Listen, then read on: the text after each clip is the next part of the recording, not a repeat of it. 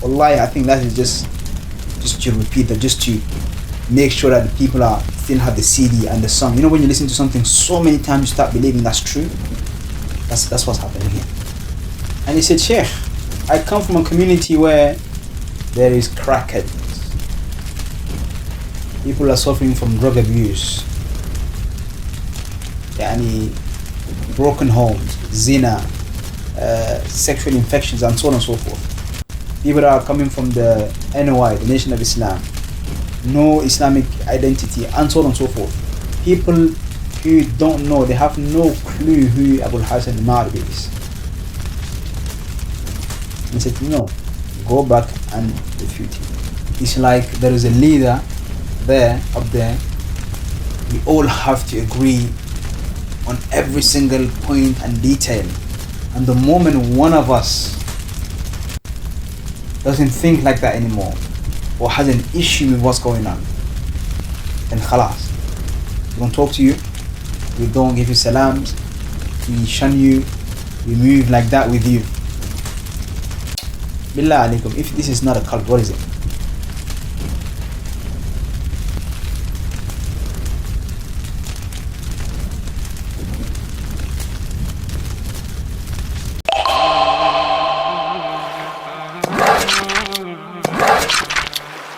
أنا الفقير إلى رب البريات، أنا المسيكين في مجموع حالات. السلام عليكم ورحمة الله وبركاته. بسم الله الرحمن الرحيم. الحمد لله رب العالمين، والصلاة والسلام على رسول الله وعلى آله وصحبه أجمعين، أما بعد. So this is the second video, the second reaction, the second commentary, if you like, on the video that the brothers at Medina Student Life posted maybe almost 2 months ago, or perhaps a little bit more than that. And I've only found the time to record this second reaction to it now. I don't know where I'm going to post it, when I'm going to post it. But على كل حال, as I mentioned in the previous one, it's going to be a discussion, a critical discussion on some of the points that the brothers mentioned, perhaps additions as well. Again, and I want to reiterate that this whole topic does not concern the whole entirety of the ummah. We're talking about a small, minute, minuscule group of people in comparison to the larger body of the people that are trying to adhere and hold on to the Quran and the Sunnah and the way of the early Muslims.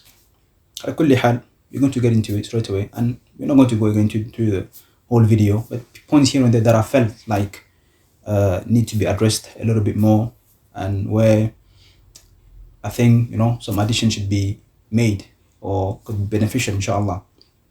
على كل حال, yeah, let's get into it.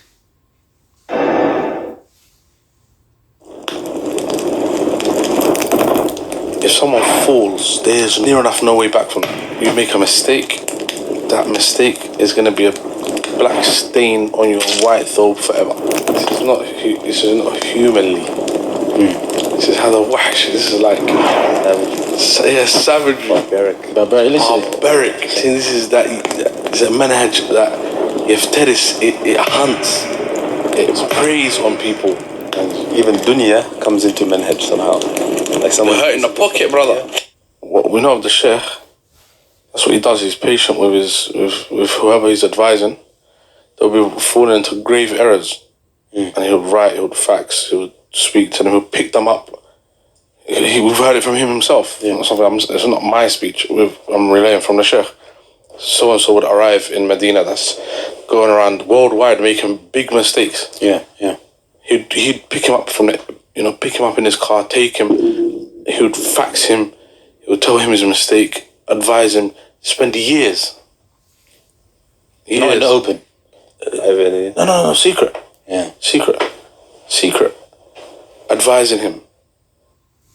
So, the issue of Shaykh Rabee, Hafidhahullah Ta'ala, Saddada Khuta', and may Allah Azza wa Jal, preserve him in khayr.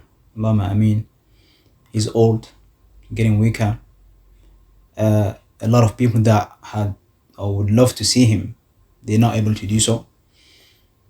So Abu Makkah is talking about the fact that he is very much patient, and this is well known from him, to be patient on people who make mistakes. He's been patient on many people for years, perhaps decades sometimes. And one of the examples that always come up, or many times comes up, is that the Shaykh was patient on Abu Rahman Abdul Khaliq, rahimahullah, that passed away as well, not very long ago. That he was patient on him for years, and he didn't refute him until it became apparent and things like that. One question that I had, and I've always thought about this, is how long has some of his followers, whether they are past or present, whether they agree with him now or not, how long have they implemented this, quote unquote, strategy of the Shaykh of advising someone for years? How long? Just take an example here in the UK. How many du'ats were thrown off? How many speakers, how many brothers in the Islamic University of Medina were thrown off, were warned against, and so on and so forth? And it wasn't even in the span of few months or 1 or 2 years. How many? You and I know that has happened. And people have not been implementing the strategy or the patience that the Shaykh has, if that is true. Another example that sometimes I think about is Shaykh Tahir White, Dr. Tahir White about the Razak. How many times or how long did brothers who refute him were patient on him? Was it a decade? The same way Shaykh Rabee was patient with Abdurrahman Abdul Khaliq? That's the question that we have to ask. Let's go on. And that's how the Shaykh is, because the Shaykh wants khair for people. سبحان الله. That reminds me of the hadith كما قال النبي صلى الله عليه وسلم لا يؤمن أحدكم حتى يحب لأخيه ما يحب لنفسه. Years in Kuwait. He was the head of it. He was the main reason why Ihya Turath was labeled as Hizbi, and he spent 13 years advising him. One of my mashayikh, the first to teach me when I started practicing, Shaykh Abu Abdurrahman Muhammad Ali Ajjal, was a student of Shaykh Rabee in Medina in the 80s and early 90s. Yeah. And he mentioned to us in the fitna of Safar and Salman, when Shaykh Rabee was writing a refutation, I believe it was Safar, if I'm not mistaken, Safar al-Hawal, and he wrote the book and was ready to publish it and spread it. And so he and a few students that were close to Shaykh Rabee at the time said to the Shaykh, Shaykh, what do you think if we give him one as a hadiyah before we publish it and spread the book? Let it give him a chance to make tawbah. He said, Ahsantum. Shaykh gave them the book and they took it to him. When he rejected it, then he later on spread it. So look at that, he's not rushing. So again, the whole issue of Shaykh Rabee being patient on people. He even gave a hadiyah before even publishing it out. So how many PDFs were written? Was those PDFs given as gift to people before it was put on websites? Now, of course, no one is going to stay here and claim that that's what Shaykh Rabee has always and every single time done. There was always, a number of years the Shaykh was patient on for decades on every single one. That's not something that's consistent. We're talking about here the example of Abdurrahman Abdul Khaliq, rahimahullah, and the patience that the Shaykh had with him. So again, my question was, how many PDFs were written, refutation articles? Were those sent privately by email first of all, before being spread? No. That's the answer. No, it wasn't. Anyone who associates, with Ihya Turath of Kuwait was definitely labeled as Hizbi. You're out straight away. And I remember, subhanAllah, Shaykh Saleh Suhaimi, he mentioned once about this same charity organization. And because people were criticizing Shaykh Abdul Razak al-Badr. And he said he spoke to Shaykh Abdul Razak al-Badr. Why does he go there? Why does he cooperate with them? And the Shaykh told him that I go there, they don't put any conditions on me. They don't force me to do anything. Knowledge is taught. People benefit. And khalas, that's it. I have no other link with them. I'll go there, teach, and that's about it. Now, billah alayk, apply this same answer. And Shaykh Salih Suhaimi said this is a valid excuse according to him for Shaykh Abdul Razak al-Badr. Apply this same thing with du'ats in the West. You go to a masjid which is well known, perhaps to be maybe Sufis, let's say, or they have some Ikhwani board, or people that lecture there, sometimes Ikhwanis or so on and so forth. They say, La wallahi kalla, you shouldn't go there. You're going to go there, they're not going to put any conditions on you. You're free to talk about Tawheed even if you want. But they say no. You're going to go there, and the one after you is going to be a Muqtadi', an innovator who's going to come and destroy everything that you taught. Or the one before you, for example.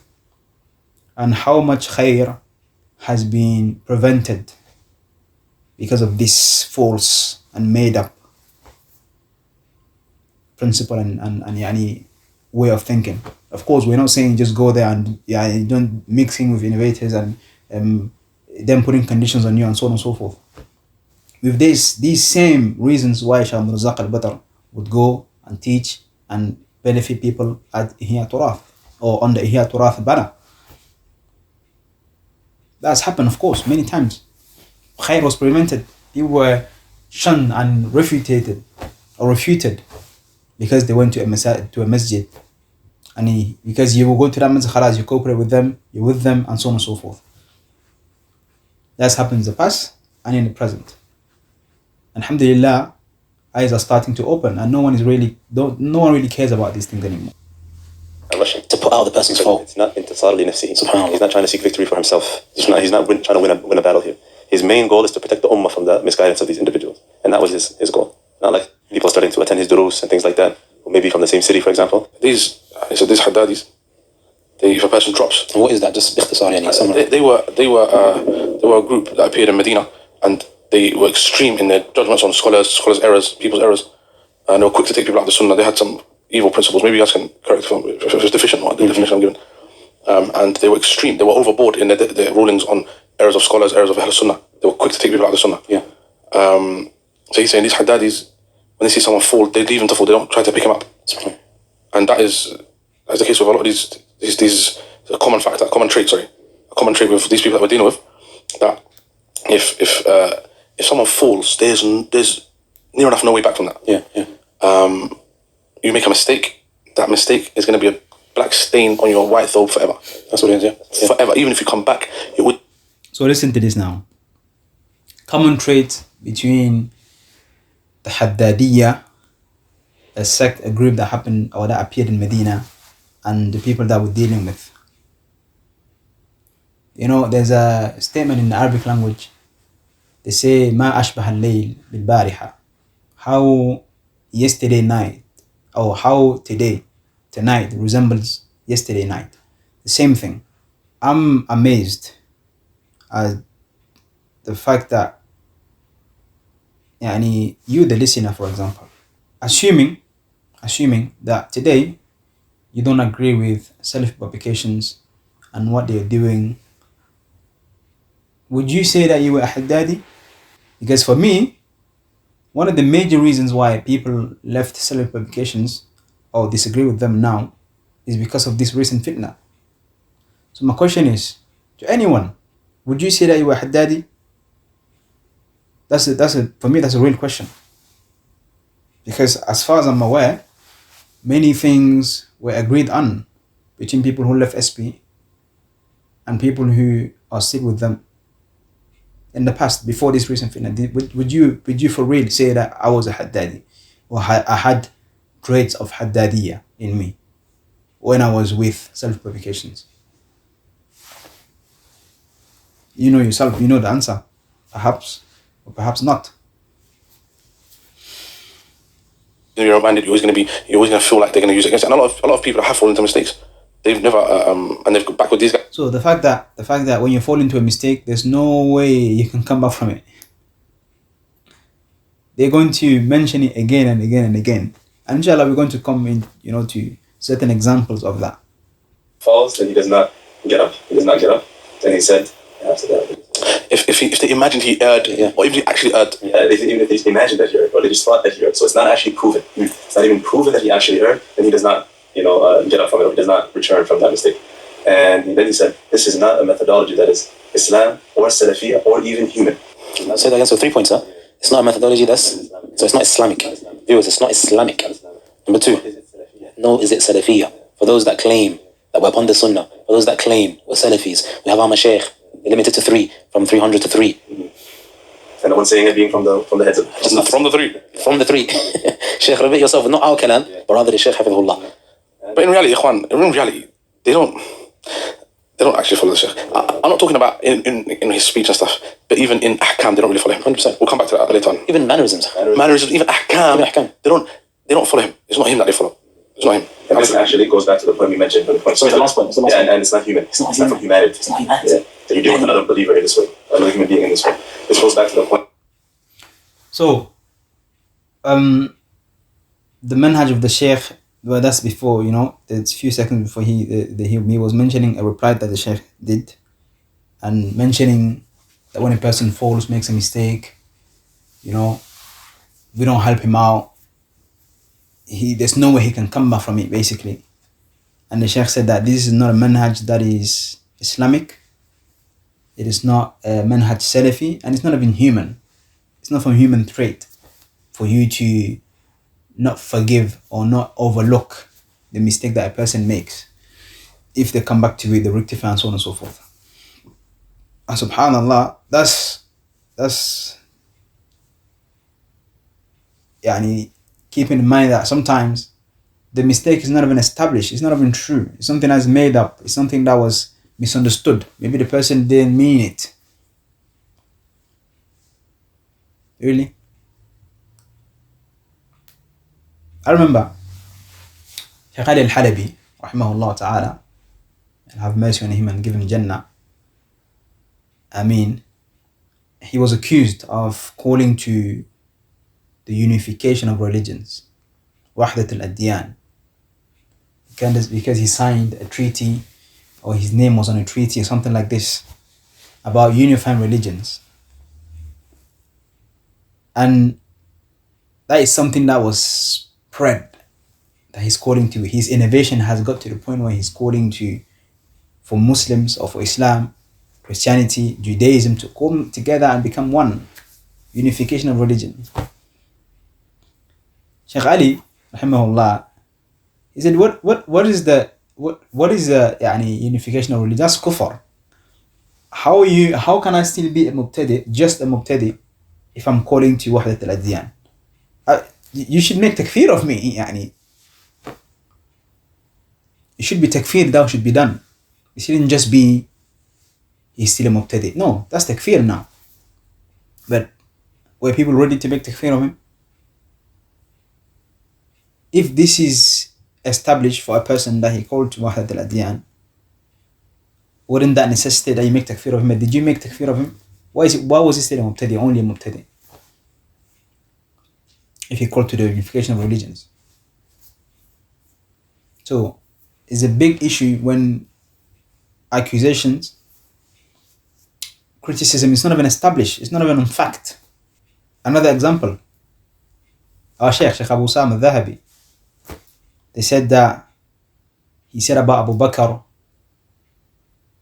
or he said rather, that I saw in Abu Bakr radiallahu anhu things that don't allow me to take everything that he says.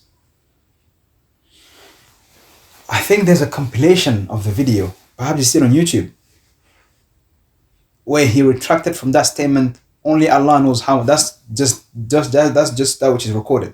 I don't know how many times I've heard him retracting from that statement before that video came out. Many times. And then he told me, you know what, can you look on YouTube? Perhaps, we can make some sort of compilation and just put it on the internet and just leave it there. For anyone that wants to keep claiming that was a mistake, I never retracted from it and I left it like this. And like I said, I don't know how many times he said that before the actual compilation came out. Many times. But till today, it's still the same thing he said about Abu Bakr, things that he said that he saw in Abu Bakr, things that don't allow him to take everything that he says. When Shaykh, he apologized, he retracted his videos, and on.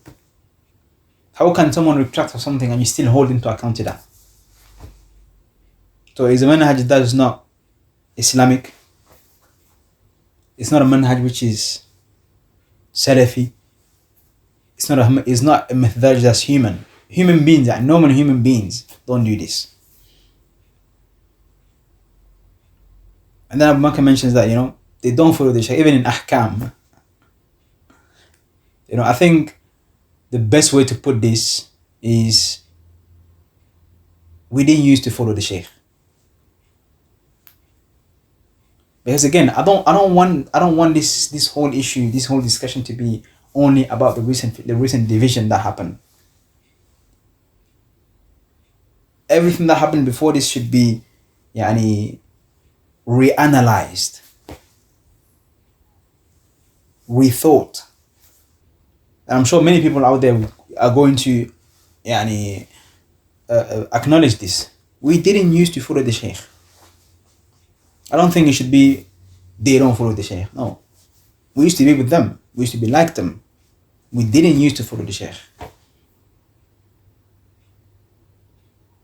In those, the way he was doing, the way he was dealing, and so on and so forth. Some of the ahkam some of the advice that he would say, we didn't used to follow him. So basically the point being, so that people get the context, is that these narrations that we learn, which in its proper place and with its proper application, is sahih, that you're sincere, that the people of innovation, yes, they cause harm, and sitting with them and all these things is against the deen of Allah subhanahu wa ta'ala. So the salaf would be harsh with them, either for ta'deeb, meaning if they believe that this person, by being harsh with him or boycotting him, that he would come back, they would do so, or in ittiqa sharrihi, in order to stay away from the evil so that they don't deviate on their own. So they learn these narrations and they hear them, and then they go apply it to Salafis. Someone who doesn't pray with narrations regarding Mu'tazila, Qadariyya, Jahmiyya, Khawarij, Rafida. Apply it to right? So Shabab, don't get not a difference of opinion. Not these things. Things that are actually difference of opinion. Applying narrations of the Salaf, which were said about the Mu'tazila, the Asha'ira, the Khawarij, and so on and so forth, applying them to the people of the Sunnah today. Again, ما أشبهت الليلة بالبارحة. How tonight resembles yesterday. The same thing. I was once, that was years ago, with Abu Taymiyyah. He came to Birmingham. And I'd heard him mention a statement of, I believe it was Imam Ahmad rahimahullah ta'ala, or Shaykh Rabee bin Taymiyyah rather, where he says that وكثير من أجوبة الإمام أحمد وغيره من الأئمة, that many of the answers of Imam Ahmad and other than him from the A'imma, the scholars of the Muslims, those statements came about questions on people that were well known, people that were clear Asha'ira, clear Maturidiyya, clearly Khawarij, and then they would give these statements. Whoever sits with so and so, he's a Qadari like him. Whoever sits with a Qadari, this Qadari that is been spoken about, he was known that he's a Qadari. People are well aware. He wasn't just sitting with a Qadari, generally speaking. Whether he's your brother, whether he's your father, you see him on the street, you can't even help him cross the road. He's asking you for any directions. You can't say, no, this is how you get to the masjid and so on and so forth. No. They see you working with him, khalas, automatically. When a Qadari was mentioned, a Mubtadi' was mentioned, those people, although the names wasn't mentioned, it was well known who he was actually talking about. So narrations that they take and they apply on the people of the Sunnah today. Again, we used to do it. It's not they applying. We used to apply it ourselves. We would do the same thing. So the point here is to deal with a deeper issue than just putting the blame and the whole weight of that which has happened on certain publications only. And like I said, it's not a defense of certain publications. I'm just stating the truth. We used to do it ourselves. As Allah Tabaraka wa Ta'ala has said in the Quran, كَذَلِكَ كُنْتُمْ فَمَنَّ اللَّهُ عَلَيْكُمْ. This is how you were. It's how we were. And Allah blessed us. He made it easy for us to realize this, to come out of this. Moving on. You know, one time I must have bumped into one guy, and we were looking at each other. It was just like we were walking towards each other, and we were looking at each other. And obviously we've been on the streets before, right? Yeah. And we know how hostility these what it can lead to. What it can lead to. Mm-hmm. What you look at, that kind of thing. The slightest thing can set it off. So as we got closer, I must have said, "Salam alaikum" to him, man. He kind of mumbled something, so I stopped to turn around. I said to him, "Salam alaikum." And I said, "Wa alaikum salam." And I must have said to him, "What's your problem?" So, Abu Makkah, may Allah bless him, he's talking about an incident that happened to him, or between him and a brother. And the whole issue of animosity when you meet someone that does not agree with you anymore. Someone that you know, someone that you used to give salams to, someone that you will smile with. And he just, I said to him, "Listen, I want to ask you one question. Are you seeking nearness to Allah in the way you're moving right now?" Okay, can I just pause you? Do you know this person prior to you? Yeah, I knew of him. He knows me very well. I know of him. He knows me very well, though. Okay. This is in Bush. Bush. Shepherd's Bush. And I must have said to him, "Are you seeking nearness to Allah by moving like this?" And he was he started talking some stuff, yeah. He said, "Oh, with the brothers, you defend so and so." And he mentioned Ilyas's name and Khuna Ibrahim. I just said to forget all that. I don't care about all that. The way you're moving, it bring you closer to Allah. Assalamu alaikum. Are you on the spot? On the spot, because it's either is or you don't know what you're doing. Yeah, exactly. And I said to him, anyway, in the middle of the speech, I said to him, "If you're upon the truth right now, how do you expect to relay the truth to me?" How? Exactly that, akhi. Wallahi, exactly that. What you said, if you're upon khair and you're treating me in a hostile manner, how are you going to expect me to accept it? How does that make sense? ولو كنت فظا غليظ القلب لانفضوا من حولك. Subhanallah, Abdurrahman, it reminds me of the same story you told me when you were in Medina. Someone you actually know in the shop. Anyway, ala kulli hal. And this is something, wallahi, subhanallah, that really, really, really saddens the heart. Someone that you know, they know you. But because, I don't know, you become so blinded, it's like there is a leader up there. We all have to agree on every single point and detail. And the moment one of us doesn't think like that anymore, or has an issue with what's going on, then khalas. We don't talk to you, we don't give you salams, we shun you, we move like that with you. Billah alaikum, if this is not a cult, what is it? This is a systematic thing that happens in a cult, or in a bubble. You're in a bubble. I'll give you an example of something that happened to me personally. And it's similar to actually two incidents. Similar to what Abu Makkah was mentioning. So there's a brother that I knew, and he knew that I wasn't with SP. He knew that I would go to Shabu Sam's classes in Green Lane. But me and him, we'll give each other salams. We meet, no problem. When the accusations against Sheikh Muhammad bin Hadi started coming out, I saw him once in town, in city center. I gave him salams and we're speaking normally. So the brother, knowing who I am, he didn't really have a problem. And I said to him, "I heard this and that." I said, "Yeah, this is happening, but he's guilty and on and on and on." And I was trying to explain to him, "Akhi, he's still a sheikh. He's still a scholar. You know my position anyway, from this whole previous fitness and so on and so forth. I don't agree and so on. He should be respected. The way the elders in the UK are dealing with this is not supposed to be the case." And no. And we departed each other normally, give salams and we left. I was going somewhere, he was going somewhere. Khalas, no problem. I see him maybe a few months later. It was actually on Eid Salah.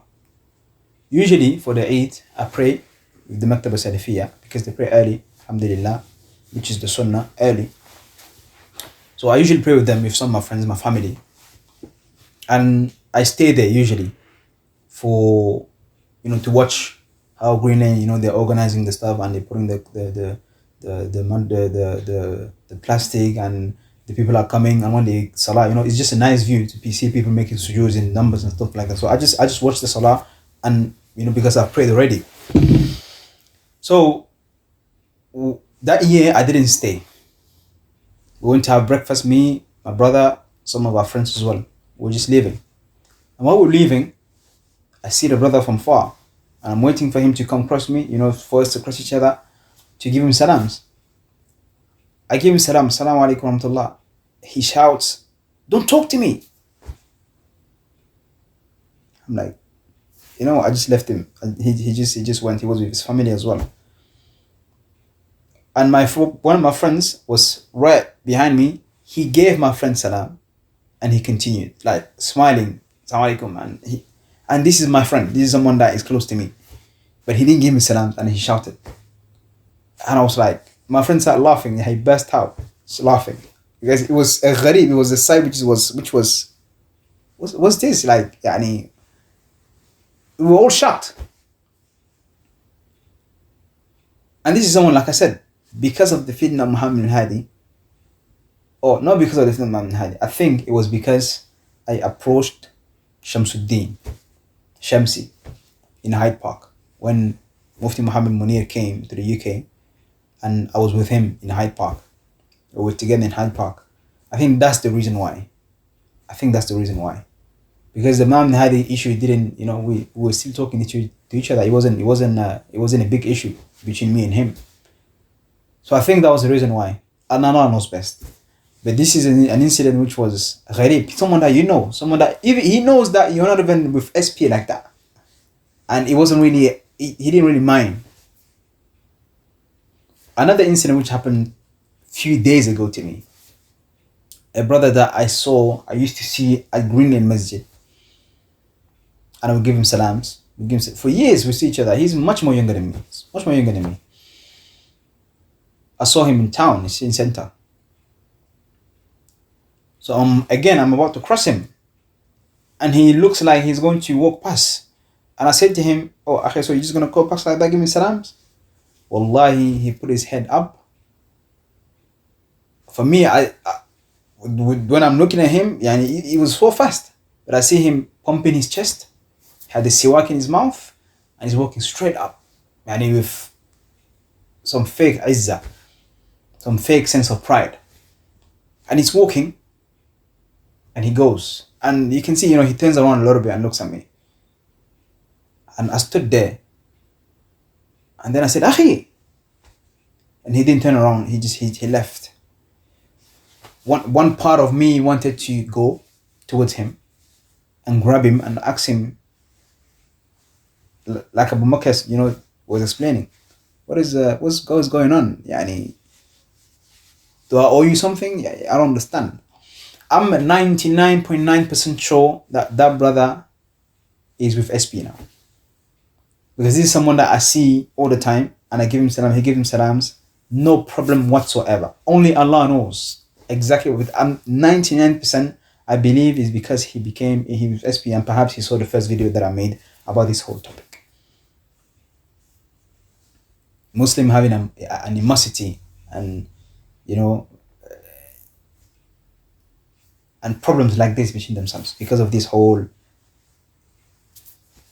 Allah musta'an. Anyway, moving on.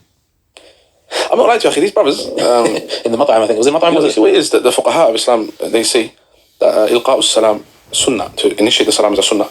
Wa raddu salam wajib. This is ijma', yeah? That they responding to the salam is an obligation, but initiating the salam is a sunnah. Yeah. So you might disagree with me in this, but the experiences I've had, I'm not going to be the first to give you salam. If I know you're going to act a certain way, I'm not going to, because I'm going to take it like personal. If you start acting mad, I'm going to start saying. Me personally, I always make it a point to give them salams. Even those who know what I'm on and I know what they're on. I always make a point. I see you, I know you, I give you salams. Don't reply, khalas. The sin is going to be on you. I don't mind.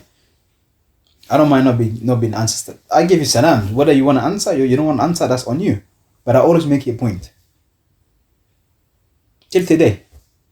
And like I said, some brothers that they know what I'm on, and I know why they're on. They know I go to Abu Sama's class. They know I go to Greenland. They know I go to the conference there. They know I go to the Brixton or Luton conference when that was happening. And back then, they would still give me salams. They will reply. Perhaps they're not going to reply anymore, but I'm still going to make it a point to give you salams. Because at the end of the day, you're a Muslim, so, and I know you. Some stuff, it might get ugly. So I prefer to just walk past, man. Yeah. If you watch this, man, watch him back. It is what it is. We've been there, done that, streets, whatever. So yeah, what you're saying is, I must have seen one guy. We were just from. I was eating with some students, and from when he walked in. This is in Medina, right? In Medina, yeah. So the person in Medina is supposed to have akhlaq, supposed to, supposed to learn something, But I know why he's doing that, because. No, of course, but this is exactly what we're mentioning. I mean, he's emotional about other things. It's something that I'll maybe mention later on. Okay. Because of something that I kind of done something to him, and he probably took it to heart. So he's just screwing me. From when he's walking, he's looking at me. I ain't really paying attention to how much he's eating. I went to wash my hands, and I left my stuff at the table. So he sat at the table behind where we were. So went to wash my hands, come back, take my stuff, and we're just looking at each other. Just looking at each other. I say, Assalamu alaikum. And he's eating. And personally, I don't know how a man can be angry or move angry when you're eating. It doesn't make sense. It doesn't make sense. You're just mean mugging, you're screwing. And you're just got a mouthful of rice. It doesn't make sense. And then he must have just quiet. I said to him, Ana Yahudi? I said, am I a Jew? He's quiet. I told him, bits of Islam. I told him, I feel sorry for you, bro. So you've been taught the worst Islam. And I just walked out. That same brother, subhanallah. Al-Shahid, Chuf. I think one of the reasons why they don't give you salams when they see you is because they don't trust each other sometimes. I think one of the reasons that's the case. Because if you give salam to a person and he doesn't reply, knowing that there's a sin on him like that, يعني, is it ta'abbud? Billah alayk. Even if the kafir gives you salam alaikum wa rahmatullah, he said assalamu alaikum wa rahmatullah. Some of the scholars are of the opinion that you give him that same salam. وَإِذَا حُيِّيتُم بِتَحِيَّةٍ. If you're greeted with a greeting, then reply the same, do the same, reply the same exact one. Or say something better. How about me, who's just a muqtadi? I'm just an innovator. I think one of the reasons they don't reply to you is because they don't know who's around. Someone might look at the scene and they see you replying, or they see them replying to you, and it becomes a problem for them. We saw you replying to Fulan. Why did you reply to him? And it becomes a problem. Now they get into trouble. So when they try to avoid me like that, I make a point to give salam to them. Let's see. Khalas, don't reply. You're going to be responsible for that. I'm just a genuine question. Yeah. مع احترام للشيخ. Yeah. Where did they get Imam Jarh wa-Ta'deel from? I don't know. Shaykh Rabee. Imam, he said حامل الراية. Yes. Where did Imam come from? He's an Imam in Sunnah, طبعا. There's no doubt. I think it was. I might be ignorant of this. I think it was Sayyid Qutb and these other things that he pointed out that caused him to have this. Allah alim. But I don't think it was. It was Shaykh Albani said حامل الراية بحق. Yeah, that's true. Where did the Imam Jarh wa-Ta'deel come? May Allah Azza wa Jalla reward Abu Makkah for pointing this out, because even me, I always thought the word that Shaykh Albani said was Imam of Jarh wa Ta'deel. I'm talking about the translation, but when you actually listen to the audio, he doesn't say Imam, but in English it became very apparent or very popular. Imam Jarh wa Ta'deel, Imam Jarh wa Ta'deel, when he said the flag bearer of Jarh wa Ta'deel. In that time, at that particular moment, about what he was doing at that time. So look at the twisting of words, subhanallah. How did the flag bearer become an imam or the imam? I know brothers that are very 100%, they agree with Shaykh Rabee 1000%, but they're against this. They're against this this title. Even if a person calls him an imam of the Sunnah, like that, they say no. I don't agree with the fact that Shaykh Rabee is an imam of the Sunnah or an imam of the Muslims. He's a scholar. He has his position. He gets two reward when he's right, one reward when he's wrong. But brothers don't believe this. It's not everybody that says, even if he's with him, he doesn't agree that Shaykh Rabee is an imam of the Muslims, an imam of the Ummah. We can say that definitely about Shaykh bin Baz, rahimahullah, Shaykh ibn Uthaymeen, Al-Albani, but not Shaykh Rabee. And one thing that I've always thought about, what is your opinion? Do you think that Shaykh Al-Albani, before he passed away, was he still Did he still believe that Shaykh Rabee was the Imam of Jarh wa Ta'deel? Even after criticizing him for some positions? You think Shaykh Albani believed that when he was passing away? That he really held that?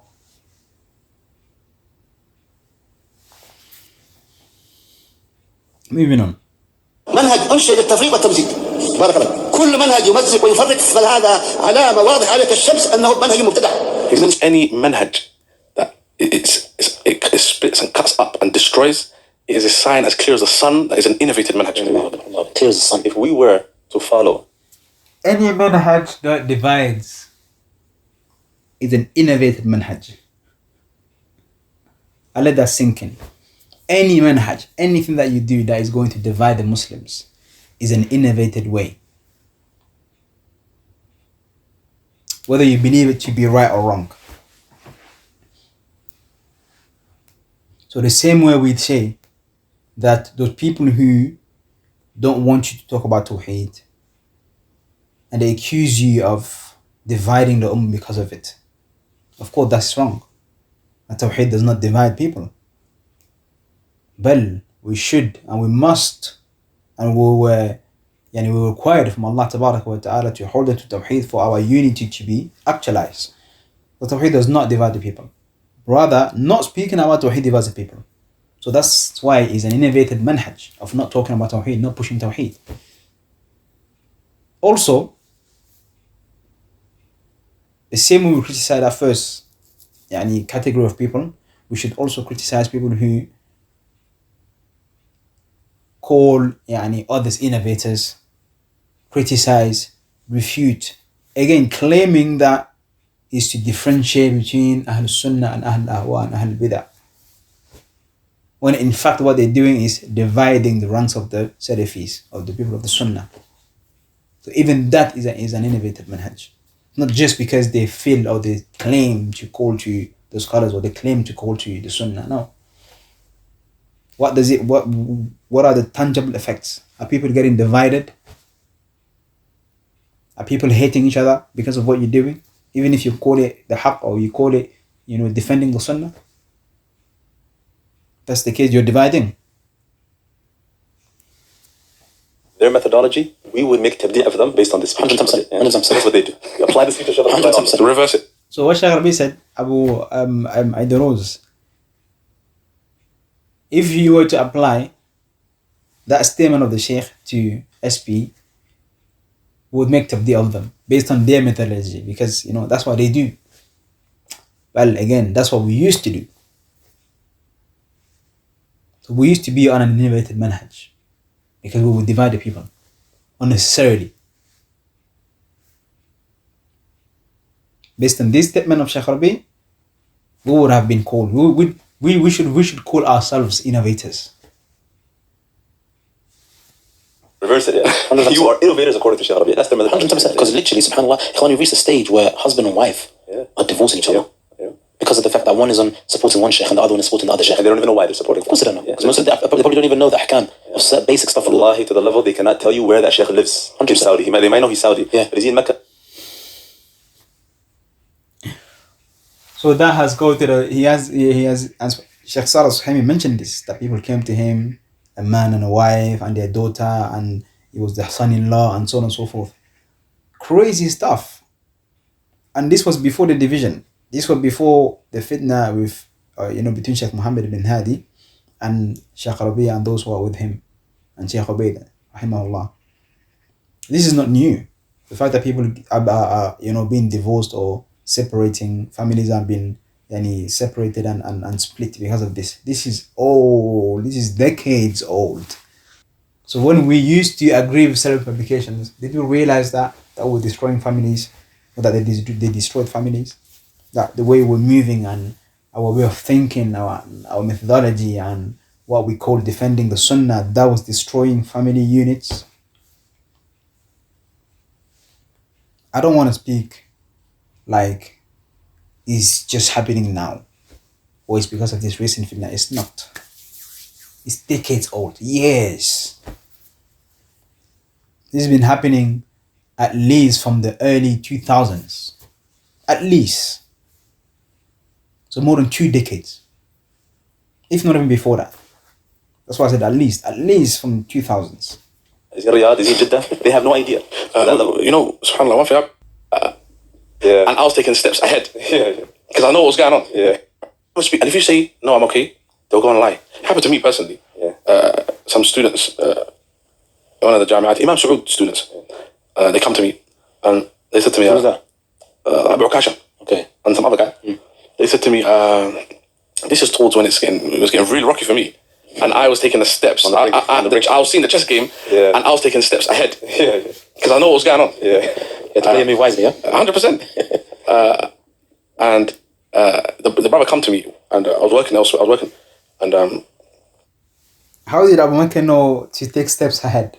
You know when you're with people, of course you analyze them. You know how they move.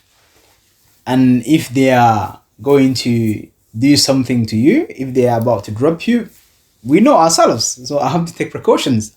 وَخُذُوا حِذْرَكُمْ. Take your precautions. So when you're with people, you know how they operate.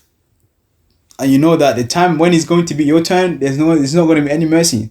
So he knew how to be ahead. He knew the red mark was coming. So you have to be one step ahead. Allah understand. I said to him, why don't you come speak to Elders. Abu Khadija? Okay. And I said to him, Akhi, I said, I spoke to Abu Hakim a couple of times. So I don't Abu Khadija is going to say the same thing as Abu Hakim. Yeah.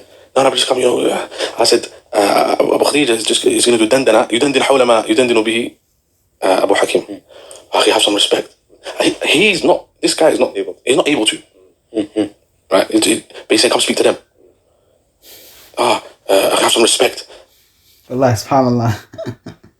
This is something that is all, wallah, you discuss with one of the youth, one of the youngest ones, or the younger ones. And they will say to you, I don't know.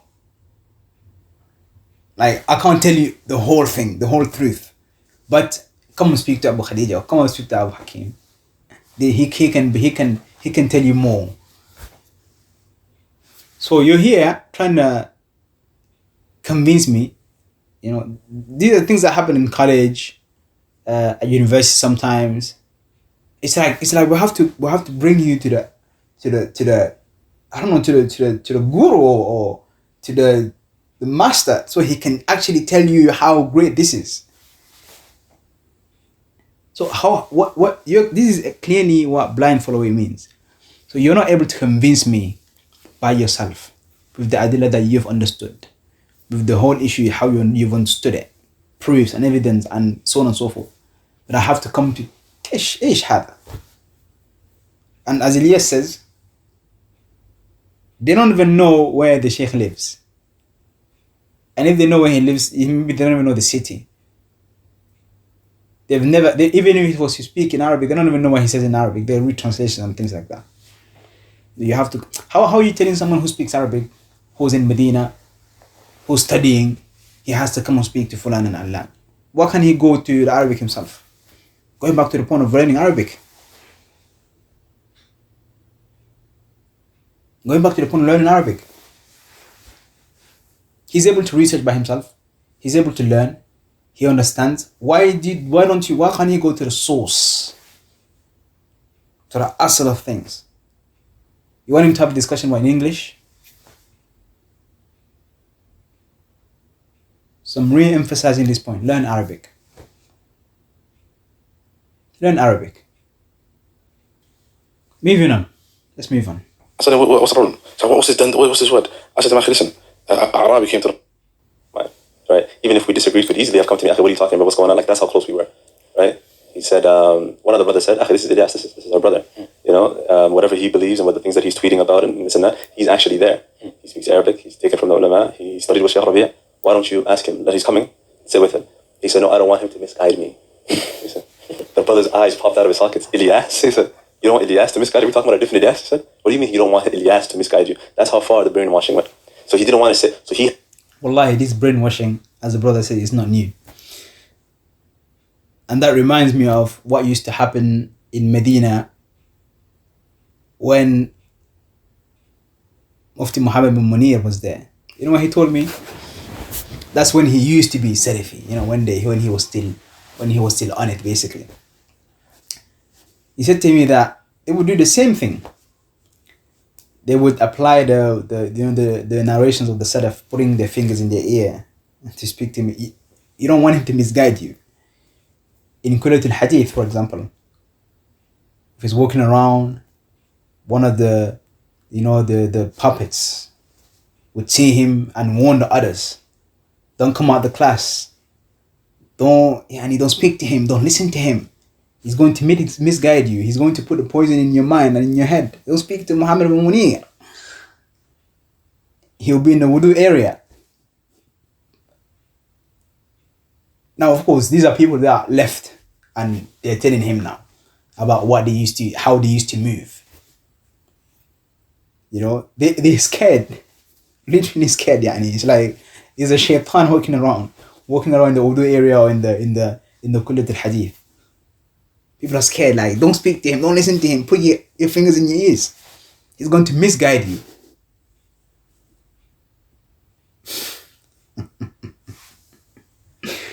How are you running away like a cockroach? Cockroaches, when you put the light on, they start running away. You don't want the light? You want to stay in the darkness? But when it comes to tweeting it and waging war all over social media, they have this bravery. Keyboard warriors. Yeah, keyboard warriors. But then to actually, the thing that you believe and you're claiming to be seeking nearness to Allah with, you can't actually defend it in front of someone else. So I went from Ilyas, one of your closest friends, to be Salafi, living together, traveling. I was introduced to Ilyas as a student of Shaykh Rabee. They can't defend their own positions. As I mentioned, you cannot defend yourself. You as a layman Salafi, you can't, Salafi. You can't defend your own position. Why is Shaykh Fulan Mubtadi? Oh no, because we heard and he's saying that in English and he's talking about translation or subtitles that he read. Are you serious? Are you really serious? But I'm in Medina. I'm witnessing the whole thing. I'm speaking to those scholars. I know the whole history behind it, but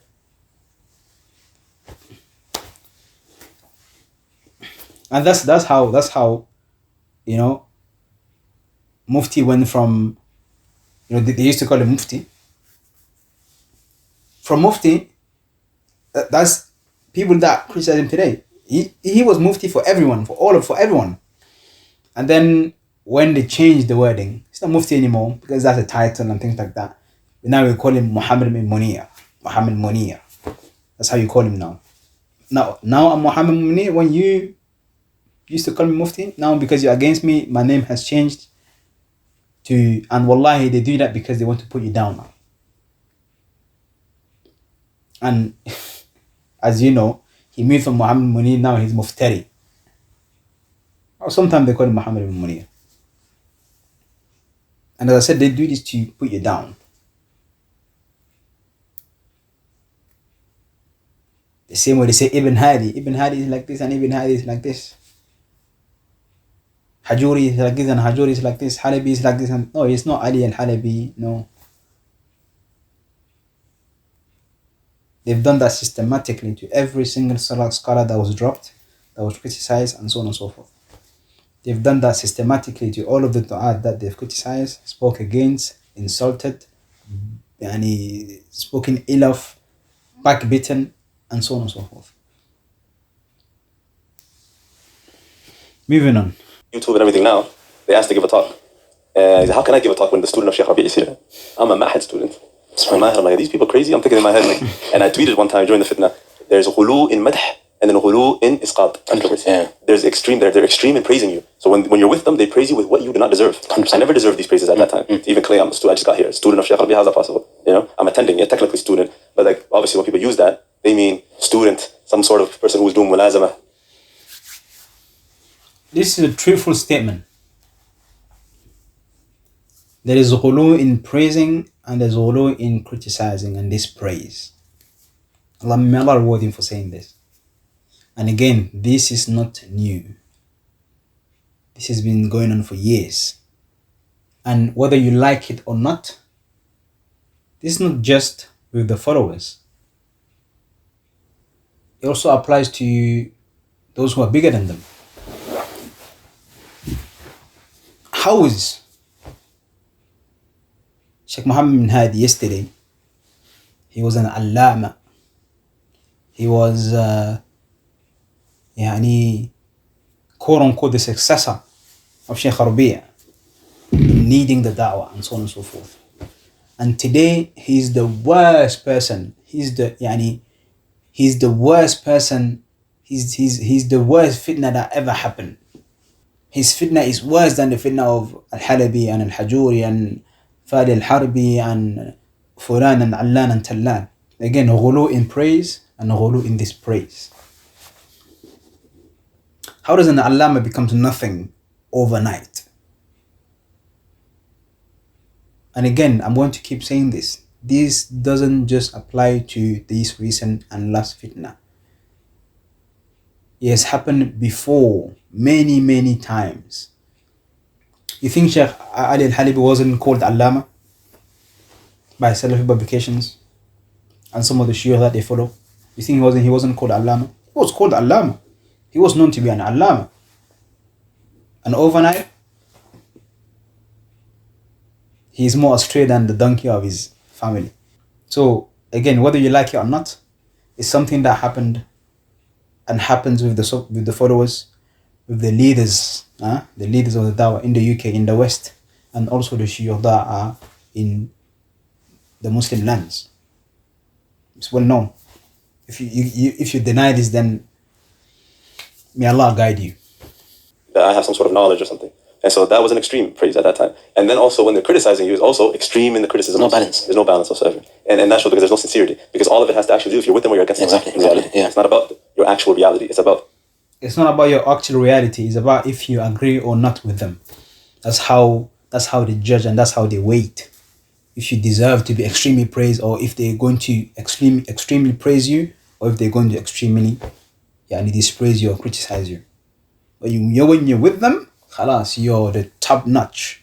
You're the best thing that happened since sliced bread. When you're not with them anymore, you're worthless. You're more, you're like dog food basically. Even worse than that. But wait, what scale do you use to judge?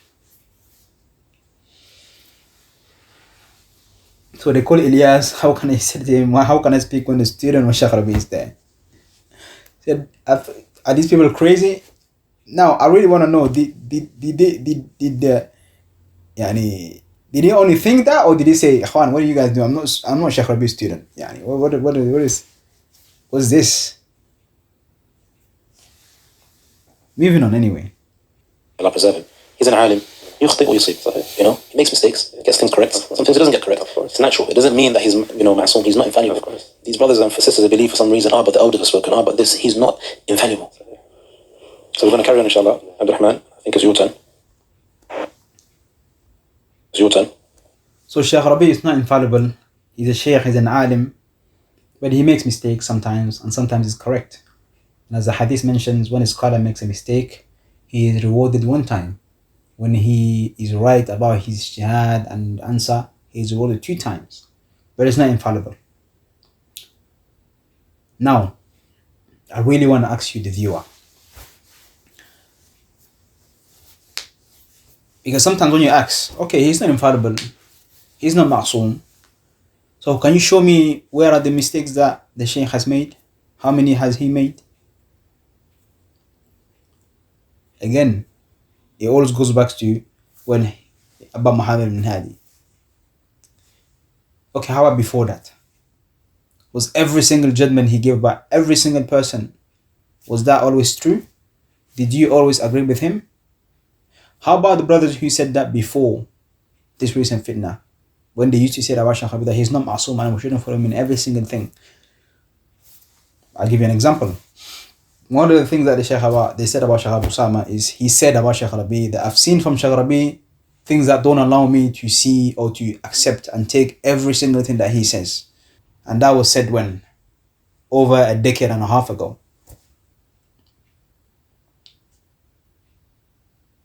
And again, they jumped on him. He's speaking ill of the Shaykh. He slandered the Shaykh. He's slandering the Shaykh. He's making ta'an on the Shaykh. And that reality only came, you think this reality only is not just today? La, brother or sister viewer. Something that is old. So which mistake did Shaykh Rabee fall into back in the days? And again, not trying to make it something which is just recent, something that only applies to this recent fitna. Did you always agree with the Shaykh on every single thing? And did he just become, was he ma'soom then and now he's not ma'soom anymore?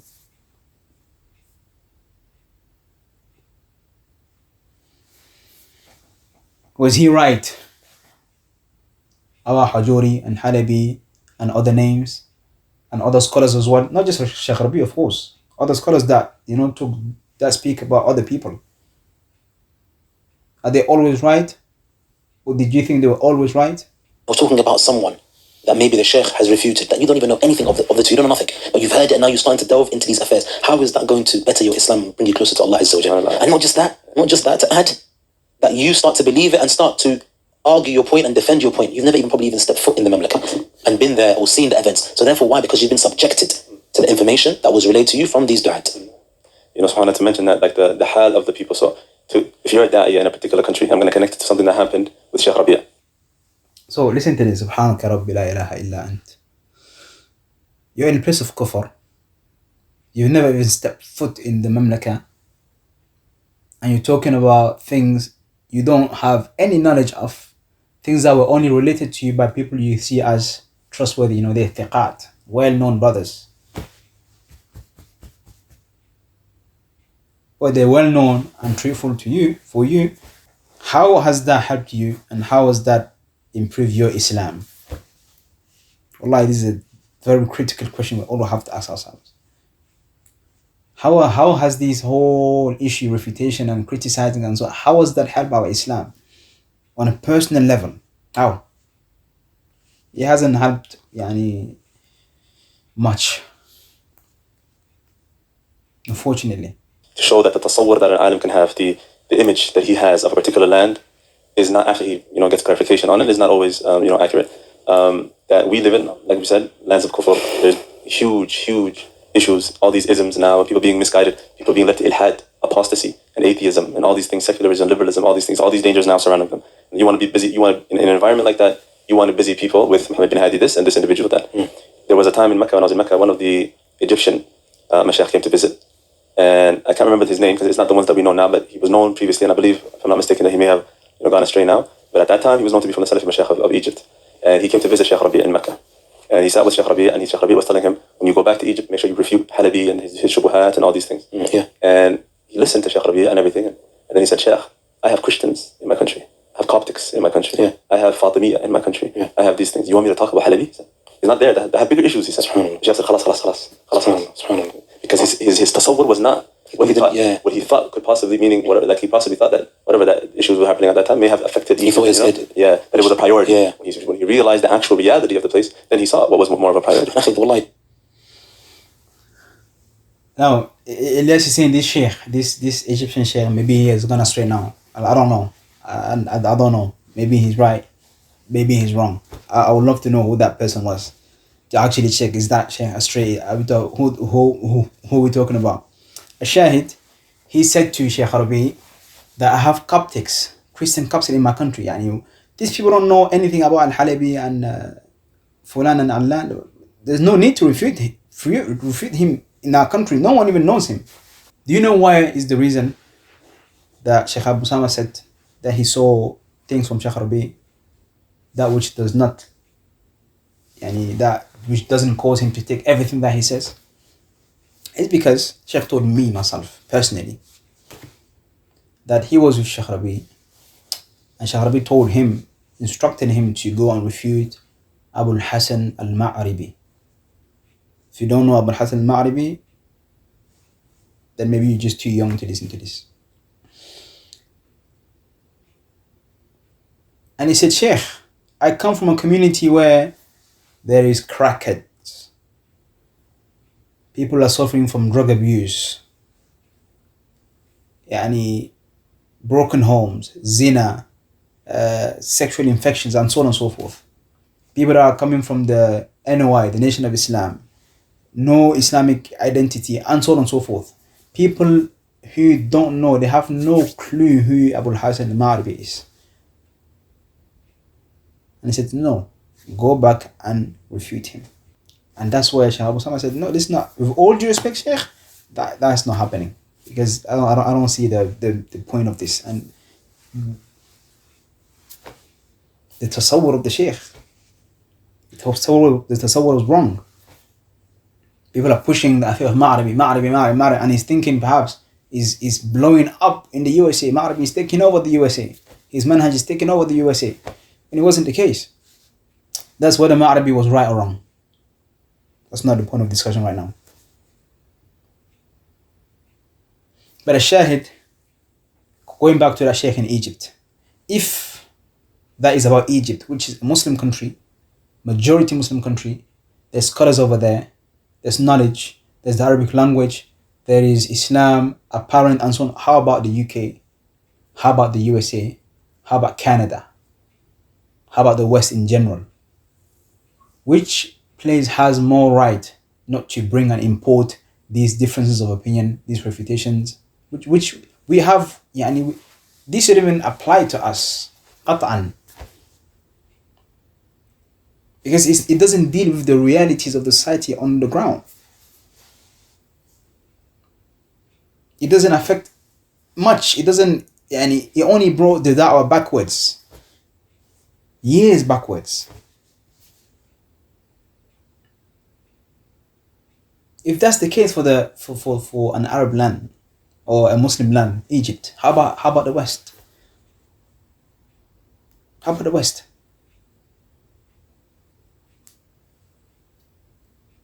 People are calling or talking about these days the issue of boycotting. We have to boycott, or we cannot boycott. We shouldn't boycott. We have to wait for the Muslim leader to boycott. Which Muslim leader do we have here in the UK? Who's our Muslim leader? If you're in a Muslim country, of course you have a leader over your head. You have an Islamic leader over your head, which should be obeyed and so on and so forth. Okay, how about in the UK? How can you speak about boycotting in the UK as if you are in a Muslim land and we have to wait for a Muslim leader to boycott? Why? We're addressing people that are in the UK, in the West, calling to boycotting. The Shuyukh that are against boycotting in the Arab lands, they're addressing their people. They're addressing their communities, talking about the fact that there's a leader above us. Again, whether you agree or not.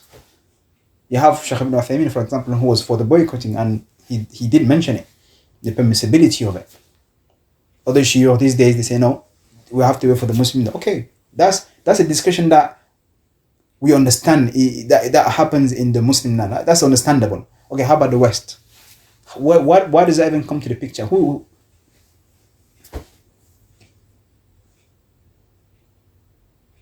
Sometimes we discuss and we talk about issues that it's not even connected to us. It's not connected to the lands in which we live in.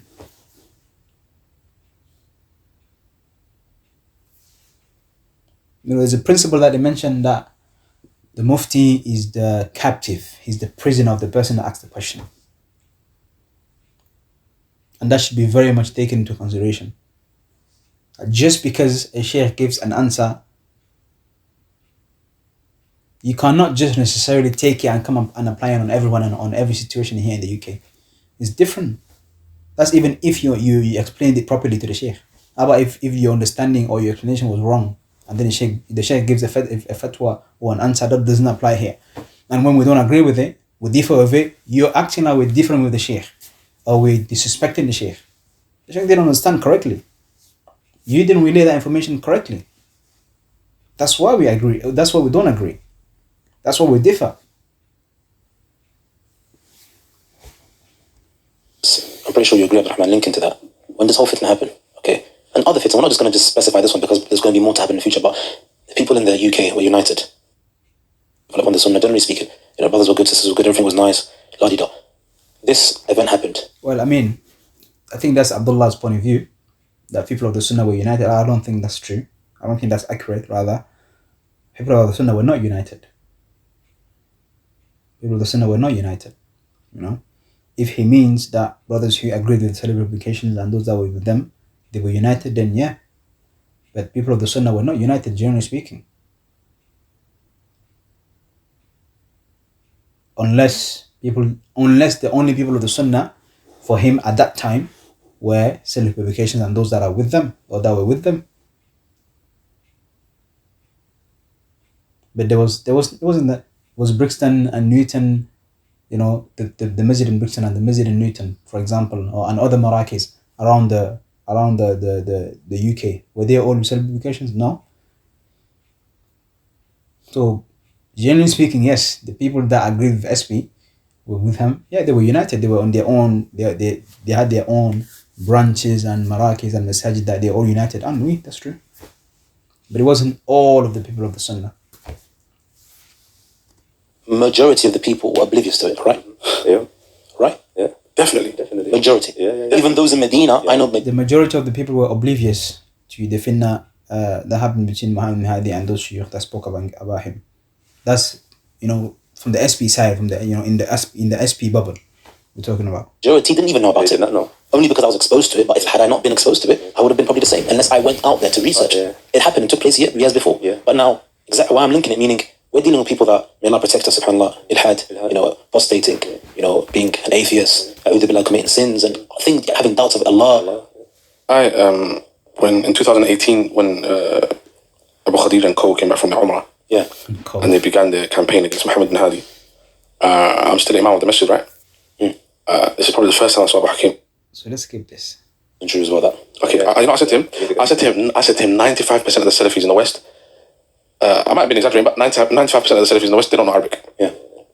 And the 5% that might know Arabic, they're oblivious. Oh, no, Arab. And they're oblivious to what's going on. They don't know what's going on. Yeah. They've got a big difference in different. Now, why? Look, there's one method in your eyes of not spreading what the Shaykh told you to spread. And there's another evil of now Muhammad bin Hadi is getting dragged by idiots because of you guys. And then he looked at me, he said to me, so do you want us to disobey the Shaykh? Wallahi, that's what he said to me. He looked at me, literally, he was there and I was here. He looked over at me, he said, you want us to go against what the Shaykh said? And I said, if the Sahib al-Sharia, Muhammad sallallahu alaihi wasallam, his amr can bring a mafsada, we're told to leave it for the greater good. That's Rasul. Wallahi, I said this to him. What was the response? And he said to me, Muhammad Hadi is written off everywhere else anyway. He's Where's the finished. respect now? Okay. I want you to apply this, the viewer, to every single fitna again that happened in the past.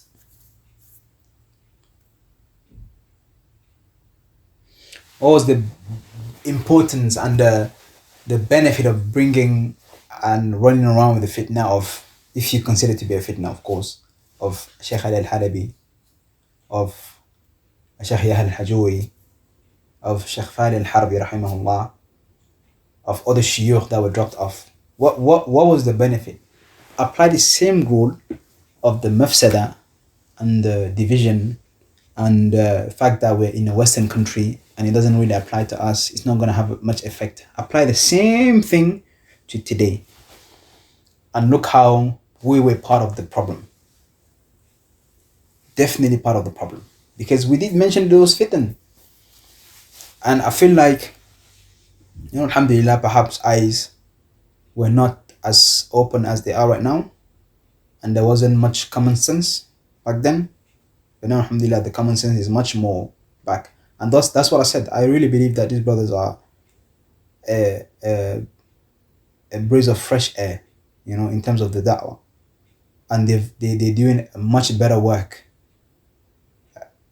as people who used to be with SP, you know, in clarifying these issues and bringing these issues out and trying to rectify, you know, some of the wrong that happened, you know. Where's the respect? He's written off everywhere else anyway. That's the first time I spoke to him. And I was telling brothers while they were away, I was saying, if these guys come back, I mean, this is going to another conversation right now of how they were before they went to the Umrah. Yeah. But I was telling some brothers, if these guys come back and they haven't visited the Shaykh, or they come back different, something's up. And when I heard that, I was like, yeah. And you know exactly what's I withdrew. I'm not gonna lie to you. I withdrew.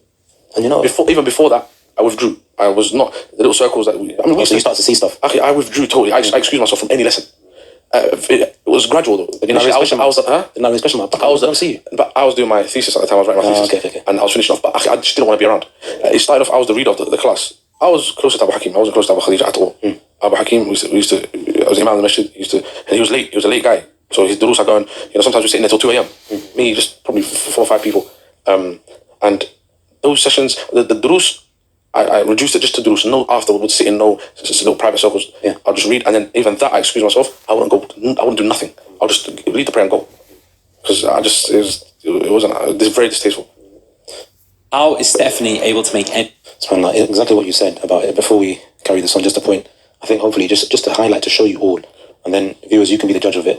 Most people are going to probably not believe what I say. Maybe people are going to say I took it out of context, or maybe those that seek the truth, inshallah, they'll understand. The same brother, see, I don't even know him personally, so I'm not, may Allah guide us and guide him, guide all the Muslims, Abu Hakim. But I heard from Shaykh Muhammad bin Hadi himself, from my own two ears, about this person, that right now you're saying he's written off. You know what the thing is? It's so weird, man. SubhanAllah. I think I'm starting to think that Abdullah didn't really like he didn't really know SB like that. Like he wasn't really with SB, and he wasn't really, perhaps because the headquarters here is here in Birmingham, and I don't think I've ever seen him in the conference here. But yeah, I feel like the way he's speaking, he doesn't really know how SP was working and how the inside of things, and he's just learning himself. Like, wow, yani. Anyway, and that's why I posed the question to you, where's the respect? That was his teacher. Yeah, that was his teacher. He got expelled from the Jamia 2 times.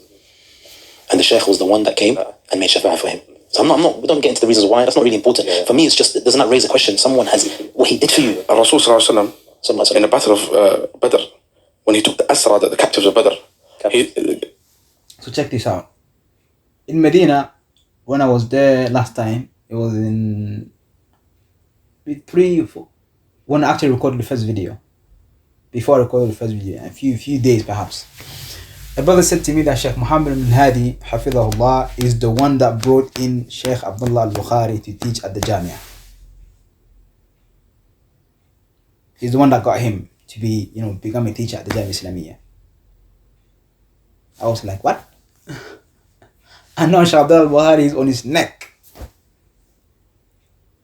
So sometimes I say, and I'm really sad. I'm really, sad when I say this. It's not really nice. I think it's the same treatment.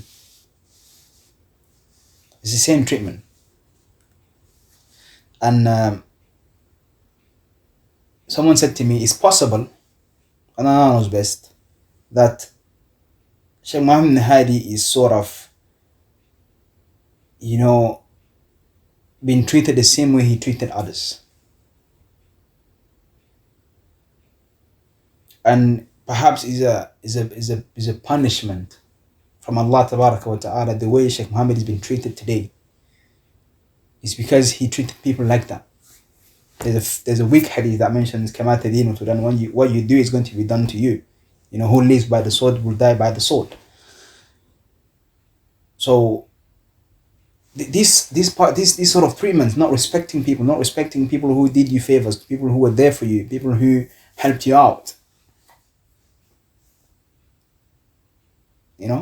Shaykh Abdullah al-Bukhari is on Shaykh Muhammad Hadi's neck now, and the same treatment. Allah musta'an. What did I say? The captives, the Asra, sorry. I thought I said something else.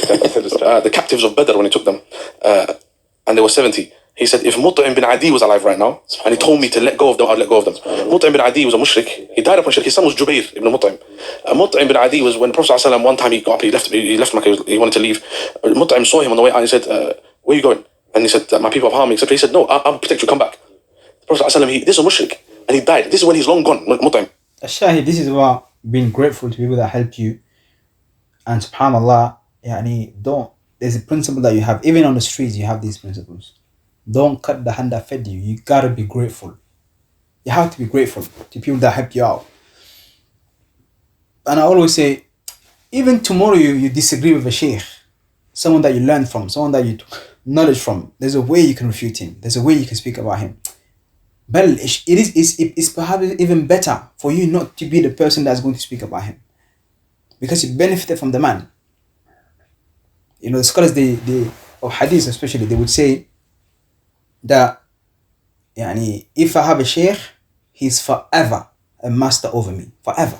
I'm forever in debt towards him. I owe him. I'm going to owe him forever. Even if tomorrow he becomes a mubtadi, I still owe him. I learned the Fatiha from him.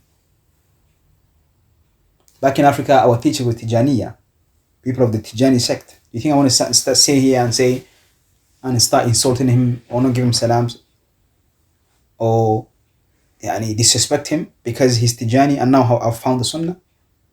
People that came to the Sunnah through certain brothers. I'm going to mention Tahir Wad. You know how much Tahir was helpful to people that came to Medina? Have you heard those stories? How people literally he took people to Shaykh Rabee's house. They didn't know who Shaykh Rabee was. They didn't know who Shaykh Rabee was. They didn't know who Shaykh Abdullah Bukhari. They didn't know they didn't know who Shaykh Muhammad Hadi was. He took them there. And now he's out. And they are the vanguards and the representative of this year. Are you serious? He took you there. Ungratefulness, wallah, it is one of the worst traits that a person can have. When he died and gone, Prophet said, if Mut'im was alive and asked, he moves on to the Abu Makkah and the recording that happened in the masjid when Abu Khadija took the mic and spoke about him. So we're going to skip to that. Just after Salah. Was that next to you? الحمد لله رب العالمين والصلاة والسلام على أشرف المرسلين وعلى آله وصحبه أجمعين أما بعد. Just a quick reminder for the brothers and the sisters, an incident took place here yesterday evening, and I mentioned it throughout the month of Ramadan, and our position hasn't changed. Anyone who comes here causing fitna, tashwish, and mischief in this masjid. Wallahi, I'm curious to know how did Abu Bakr, it goes back to the point that he mentioned earlier, how you need to be a step ahead. How did he have the reflex of recording? How did he know, Uncle Abu Khadij is there, he's gonna say something, I have to record this just so tomorrow they don't say that something happened. That was a reflex, subhanallah. You have to be quick. Welcome here. Those who support the likes of Muhammad ibn Ali and his qadr, they're not welcome here. So now, just to add quickly there, I don't want to make any annotation until the end because there's so many things we need to talk about. Is this in Wall Street, Wright Street Masjid? Yeah. Okay. So again, I really think Abdullah doesn't, he wasn't really connected with SP like that. And he wasn't really connected. I think even us that really didn't agree with SP, we know much more, about SP than him. Because, Birmingham's the headquarters, as I said earlier. So it only makes sense. Okay. Just so kind of understand, this was Salat al-Dhuhr on a weekday. There's a school that's attached to the masjid. It was so for Dhuhr, the kids come out, they bring the kids out through a back door. And by the way, before we continue, I did hear this audio. I don't know where I got it from. I can't remember exactly how I got it from, but it did circulate. I know, subhanAllah, you would think that an audio like this will only stay between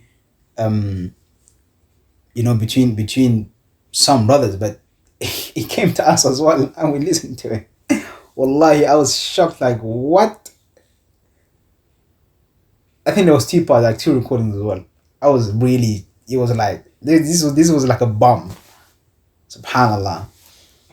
That's directly connected to the masjid, and there's little boys there, there's little girls at the back, and female teachers at the back. There's the musallin. There's just random people because it's quite central where the masjid is, near the souk. So it's just like a masjid souk kind of thing. I think where a lot of people passing by. Masjid packed. And this is I can see little kids next to me. And this is what happens. This is what the person was talking about. Yeah. Okay, let's hear it all. You're not welcome here. Abu Makkah is not welcome here. Right? You are not welcome here. I don't need your welcome. Jazakallah khair. It's not your masjid. I never came for a shake of hand. The masjid that you work for, they are the trustees of your masjid. You can work with them. Right? There's no difference between your manhaj and the manhaj of Abu Usama Khalifa al-Dhahabi. So he's saying, Uncle Abu Khadij is saying, you're not welcome here. The people who agree with Shaykh Muhammad Hadi and his qadr, he's not welcome here.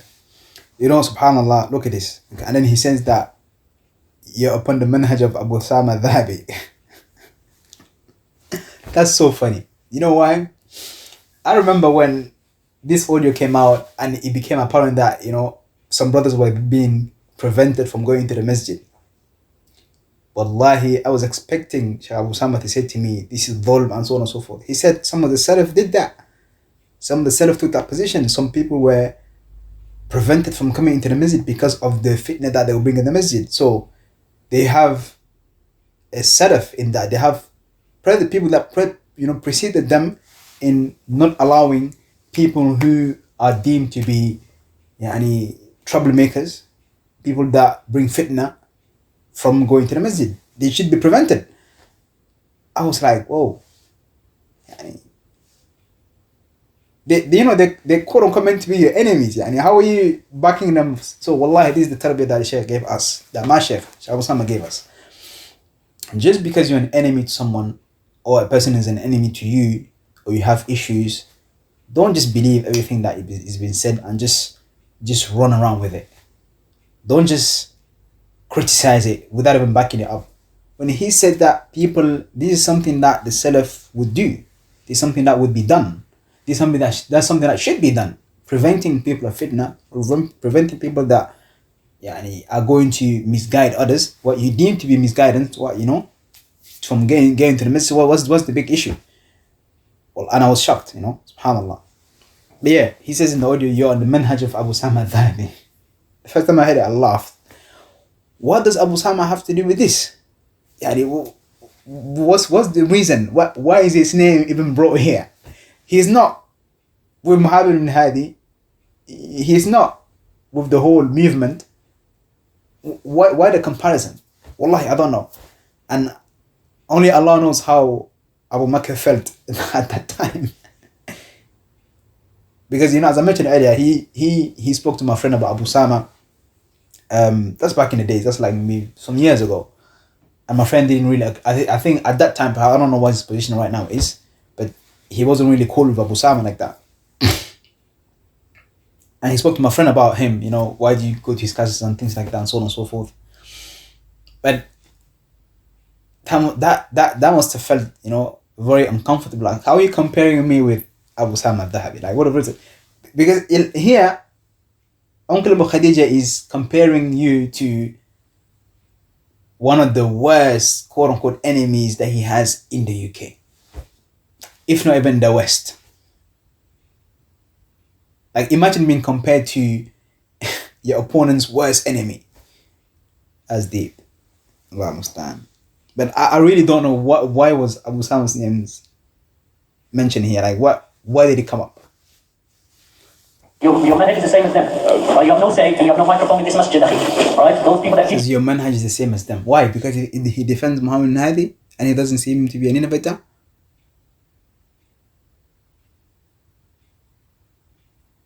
And he says, and he mentioned not just Abu Sama, Ali al-Halabi, Abdul Rahman al-Khalid. Man. I give you the microphone, don't speak in their masjid. You are not allowed to speak in this masjid. You are not allowed to say that Abu Khadija barks. That's what you said about me yesterday. I am old enough to be your father. Ittaqillah. I'm old enough to be your father. Have some respect. Do not say behind my back that Abu Khadija was barking. Uncle Abu Khadija is old enough to be our father. Have some respect. I mean, we should have respect for anyone. Sallallahu he said that ليس منا من لم يرحم صغيرنا. He's not from us, the one who does not have rahmah on the smaller, the children, the smaller ones, among us. ليس منا من لم يرحم صغيرنا ويوقر كبيرنا. And he doesn't give value, he doesn't respect, he doesn't honor the older ones. Of course, we have to, honor the older ones.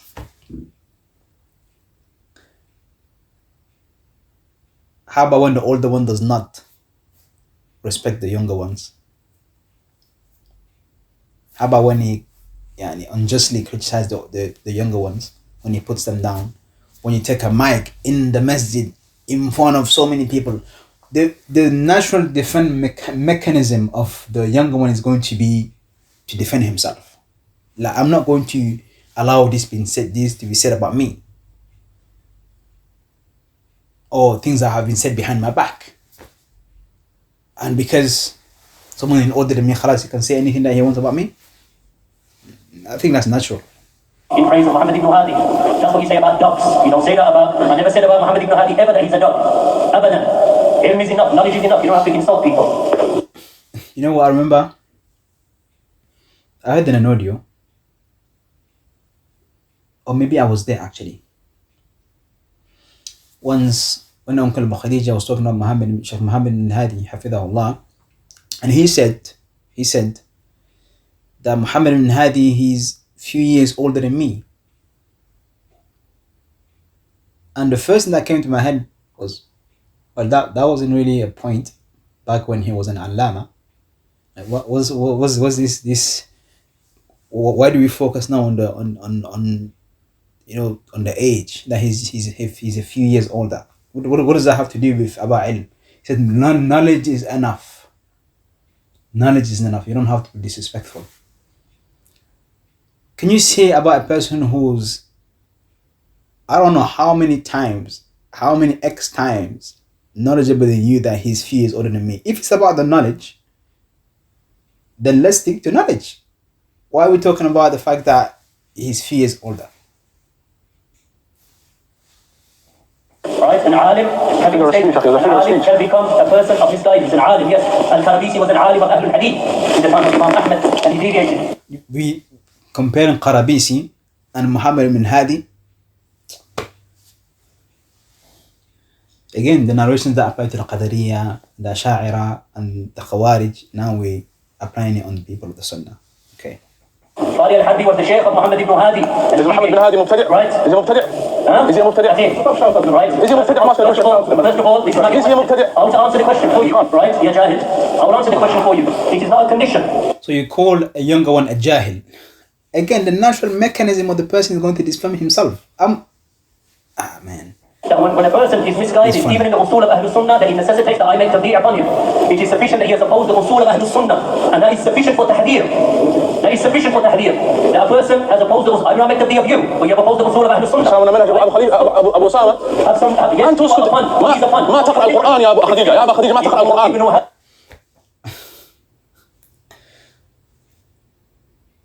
Well, I mean, I think what Makkah meant is you don't know how to recite the Quran. Not that he doesn't recite the Quran, But it's funny. It's funny. Abu Khadija does not recite the Quran.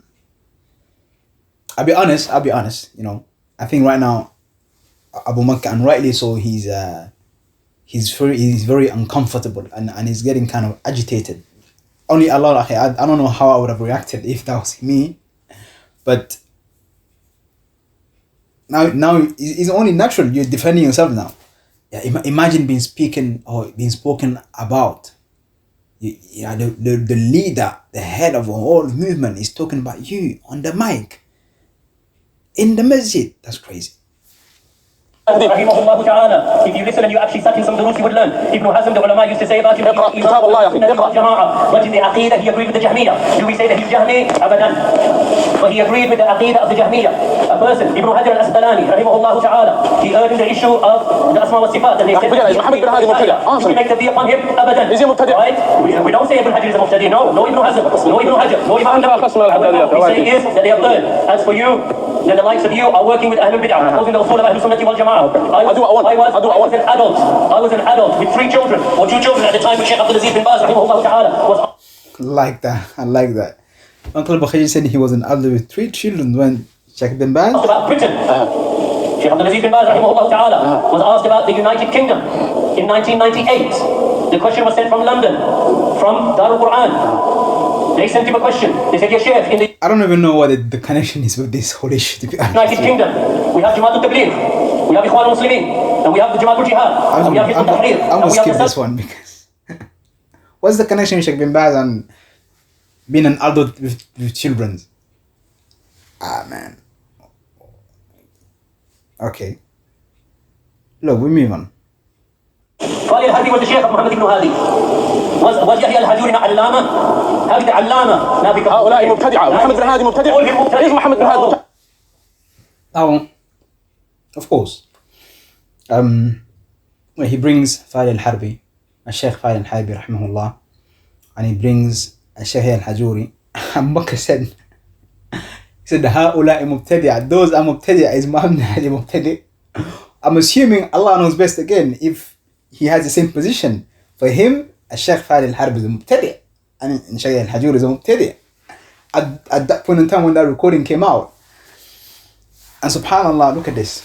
When I was in Kuwait recently, in the class, in the dars of Shaykh Salih Suhaimi, Hafidahullah, he mentioned, he was telling a story and how he went on a dawah trip.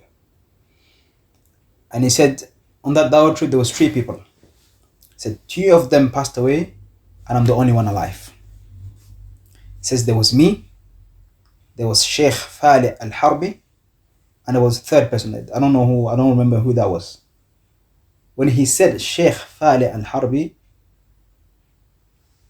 I was like, what? He just said Shaykh Fali al-Harbi, not Fali al-Harbi, not al-Harbi, not Fali al-Harbi الذي كان على السنة ثم انحرف, not Fali al-Harbi المبتدع, يعني كان مستقيما على السنة وكان من إخواننا ثم انحرف ثم صار مبتدعا أو ثم بدعه أهل العلم. None of that. He said, me, Shaykh Fali al-Harbi. I was like, wait a second. This is Shaykh Salih Suhaimi, the Mufti of Al-Madinah, saying Shaykh Fali al-Harbi and not connecting to it the fact that he was a mubtadi'. That was very interesting. And that's why I always say, many of the positions that we've had, and you, the viewer, have had for years, about this scholar and that scholar and the 3rd and the 4th and the 5th, you have to go back and track it again. Was what was said about him true? Was that a correct tabdi'? Was that correct criticism? For the past 20 years. There was a video that came out some years ago about the frequency of scholars being dropped by Salafi publications. And it was like, in around 1 scholar is being dropped every single year. 1 scholar been dropped every single year. So about 20 scholars have been dropped since the 2000. I would say you have to make it your job. If you criticize those scholars, if you agree with those and that criticism, you have to go back and check, was that right or was that wrong? And for sure, no question, many of those criticisms, it was wrong. You check it for yourself. You investigate. You research about it. Answer that question. This is السفسطة. This is called sophistry. Because أنت أصول الحدادية. وأنت على أصول الحدادية. أنت على منهج الحداد. As they say, right? If a person makes inhiraf, and he. So look at this. Oh, and it's very funny. Abu Khadija is saying Abu Makkah is on the manhaj of the Haddadis, and he's saying that is Abu Khadija on the manhaj. Who's Haddadi then? What is? And this is what is one thing that's amazing with this whole recent fitna, is that the people that are the Sa'afiqa, they call the Musafiqa Haddadis, and they're on the manhaj of the Haddadiyya. And the opposite as well. The Musafiqa say about the Sa'afiqa that they're the one that are on Haddadi. And then when a person says this Haddadi thing is whacked out, don't even use the word. There's no need to use the word. There's a sect that is called Haddadiyya, but we don't know which are the characteristics because we're accusing each other of being Haddadis. How can you be كيف يعني? How can one side accuse the other of being Haddadis and the others do the same thing about? So who's the Haddadi then? And was the Haddadi even a true group? Like, what is this? From the Sunnah. It does not necessitate that before you warn against it, you make tabdeel upon it. How many years we were warning against, when Shaykh Rabee said, warn against, he said Abu Khalifa, Abu Hakim, Abu Junayd, warn against Green Lane. He said, but leave the tabdeel because you're warning against their bid'ah and what they're calling to. But when we established the Iqamah, that's it. Right? So we warned against Green Lane without making tabdeel for a very long time. We warned against Abu Usama without making tabdeel up until Ahmed al-Nadwi made tabdeel upon it. That's crazy, wallahi. I don't even know, man. What does Green have to do with this? Well, and that's what I said earlier. Perhaps maybe people didn't believe me. When we be in a class, in a dars, with Uncle Abu Khadija Abashar al-Sunnah, the mawdu of the dars, he just goes out from it, and it becomes Greenland, Abu Osama, and I don't know, Jami' al-Hadith. Right now, you're clearly talking about the fact that Abu Makkah, who doesn't agree from this audio with Greenland or Al-Hajuri or Al-Halabi and so on and so forth. He doesn't agree. He sees them to be not on the Sunnah. But you bring in Abu Osama and you bring in Fulan and Greenland. How did the sidetracking? Wallahi, I think that is just to repeat that, just to make sure that the people still have the CD and the song. You know, when you listen to something so many times, you start believing that's true. That's what's happening here. How you talking about Muhammad Hadi and the fact that Abu Makkah supports him and you don't want him in the masjid, and then it becomes about Greenland, and it becomes about Shaykh Rabee warning against Fulan and saying, and he said, this is... But we warned against it because Islam is warned against it. We used to go to the house of Shaykh Rabee, and Shaykh Rabee used to advise us to warn against it. He says that Shaykh Ahmed, and we didn't make tabdi of him until on Abu Osama al-Dhahabi, until Shaykh Ahmed al-Najmi made tabdi on him. And that's a whole different topic. Did Shaykh Ahmed al-Najmi actually made tabdi of him? That's a whole different topic. I don't believe that's the case. I believe that was the tasawwur and the whole issue of, surrounding it. Let's move on. The likes of Abu Osama, we never make tabdi'. Why? Because it is sufficient that he warned against the inhiraf from the sunnah, the deviation from the sunnah, the deviation from the usul of Ahl Sunnah. So those people who come to the masjid coming with these qawaid that they've invented in their heads, or they want to justify why they're getting paid by Ahlul Bid'ah. Right? Just like Ihya Turab, when they came to Medina in the time of our brother Abu Hakim. You got paid by kuffar, you misused the money, you and your friends misused the money of the kuffar. You took donations of kuffar, you misused it, and you covered it up. Well, how about that? Let's talk about that. Let's talk about the misuse of kuffar's money. You go and bring your hand out for kuffar. I never asked no hizbi for money. Taking the money of the kuffar and misusing it.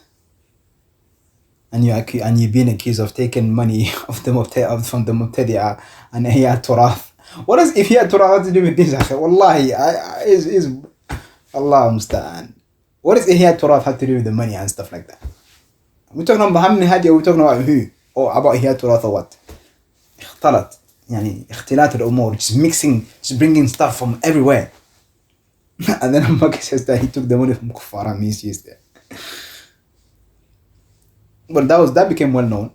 That became well known that the money were taken from non-Muslims. Which one is worse though? Taking money from a kafir, enemy of Allah, who many times has ulterior motives to destroy Islam and comes as a helper, or an innovator who still has some sort of iman in Allah, who perhaps wants the truth and Islam and the word of Allah to be established on the earth, but his manhaj is wiped out. He also has motives and he wants to help and he has a manhaj, but he still has some connection to the deen of Allah Azza wa Jal. Which one is worse than that? Which one is worse? So just accusing a person of taking money from kuffar, or just accusing a person from taking money of Mubtadi'ah, that doesn't have much weight, to be honest. الآن تكذب كلام فاضي يا خديجة, كلام فاضي. You put your hand out to kuffar and then you misuse the money and then you cover it up. اتق الله يا أخي. Fear Allah, have some decency. People come here to worship and you're causing all this hype. You're talking all this hype. Abu Adi, you were talking like this morning. You're talking too much rubbish. Alright, Abu Khadija. Anyway, and then it goes on to they want him to take him out the masjid and not let him speak. You're talking too much. You're talking too much. I'm watching Allah. Because we used to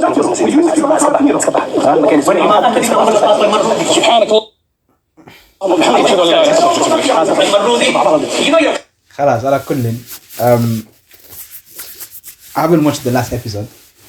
So when I have a look at, perhaps I don't know what maybe they're discussing this whole issue, and I want to do the last series or the last video of the series, commenting that last video.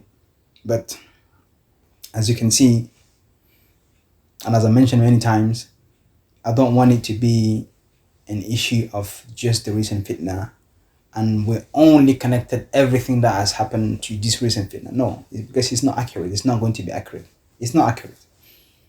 This has been happening for years, for at least 2 decades, if not before that, and surely before that actually. I think it's clear that this is just fawda, and it's just wasting people's times. And what I mean by this is bringing issues that has nothing to do with the price of peanuts. It doesn't help us improve our Islam one bit.